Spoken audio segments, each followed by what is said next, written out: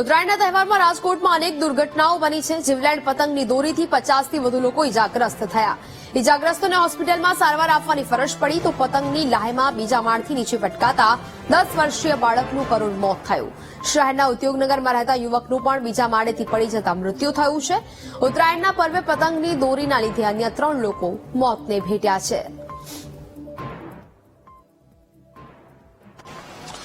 રાજકોટમાં ઉત્તરાયણનો તહેવાર છે તે લોહિયાળ બન્યો છે। છેલ્લા 24 કલાકમાં 50 જેટલા લોકોને પતંગ અને દોરાના કારણે નાની મોટી ઈજા થઈ છે, જ્યારે છેલ્લા 24 કલાકમાં 3 જેટલા લોકોના દોરા અને પતંગના કારણે મોત થવા પામ્યા છે। ક્યાંક ને ક્યાંક ગઈકાલે આખો દિવસ છે તે જે ઇમરજન્સી સારવાર છે તે શરૂ હતી, એવામાં પતંગ દોરાના કારણે નાની મોટી ઈજાઓ થઈ છે અને 3 લોકોના મોત થયા છે। આવું પ્રથમ વખત બન્યું છે કે રાજકોટમાં આ પ્રકારની ઘટના બની હોય કે પતંગ દોરા અને ધાબા ઉપરથી પડી જવાના કારણે 3 જેટલા લોકોના મોત થયા છે। 2 યુવાન છે અને એક 10 વર્ષનો બાળક છે, તેનું મોત થયું છે।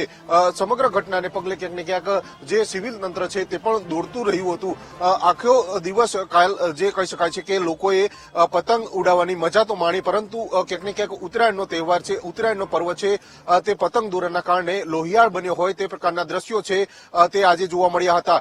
છેલ્લા 24 કલાકમાં 50 જેટલા લોકોને પતંગ અને દોરાના કારણે નાની મોટી ઈજા થઈ છે। તમામ લોકોને સારવાર આપવામાં આવી હતી। સિવિલ હોસ્પિટલમાં ઇમરજન્સી વોર્ડ બનાવવામાં આવ્યો હતો અને અહીંયા સારવાર આપવામાં આવી છે અને ત્યારબાદ ધીમે ધીમે લોકોને ઈજાગ્રસ્ત લોકોને રજા આપવામાં આવી છે। એટલે કે કહી શકાય છે કે મકર સંક્રાંતિનો પર્વ છે તે એક તરફ લોકો ઉજવણી કરતા હતા, પરંતુ સિવિલ હોસ્પિટલમાં જે ઈજાગ્રસ્તો હતા તેમને સારવાર આપવામાં આવતી હતી અને લોકો છે તેઓ ઈજાગ્રસ્ત થયા હતા। તેમને ક્યાંક ને ક્યાંક ઈજા થઈ હોવાના કારણે ક્યાંક ને ક્યાંક જે ઉત્તરાયણનો પર્વ છે તે લોહિયાળ બન્યો હતો।